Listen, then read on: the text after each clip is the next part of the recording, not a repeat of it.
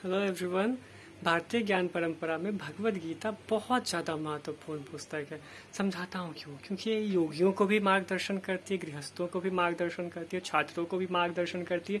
और अगर पहले के भारत में देखें तो बहुत सारे स्वतंत्रता सेनानी हैं जिन्होंने भगवत गीता से मार्गदर्शन प्राप्त किया। क्रांतिकारियों ने कैलव्यम पाठ समगा, मतलब हे अर्जुन हृदय की दुर्बलता को त्याग के उठ खड़े हो जाओ, ऐसी बातों से बहुत सारी प्रेरणा ली थी। उनके लिए ये पुस्तक एटम बॉम्ब से भी ज़्यादा पावरफुल हुआ करती थी। नरम दल के क्रांतिकारियों ने भी इनसे बहुत प्रेरणा ली। गांधी जी ने, जयप्रकाश नारायण जी ने, विनोबा भावे जी ने भी बहुत प्रेरणा ली।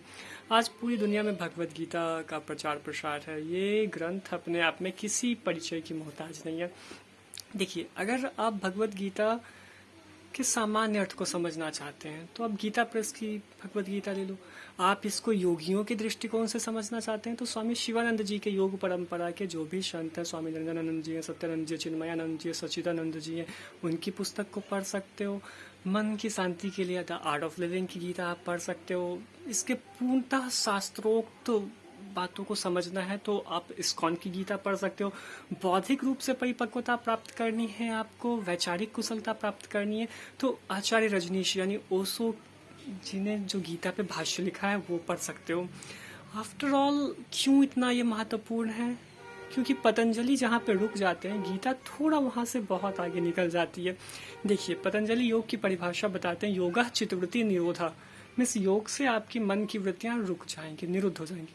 तो उससे होगा क्या? गीता उस परिभाषा को पूर्ण करती है। गीता कहती है योगा कर्मसु कौशलम, योग कर्म की कुशलता है। जब आपके मन की चित्तवृत्तियाँ रुक जाएंगी, मन की वृत्तियाँ रुक जाएंगी तो आपके कार्यों में कुशलता आने लग जाएगी। फिर क्या होगा? तो फिर गीता फिर कहती है समत्वम योग उच्यते।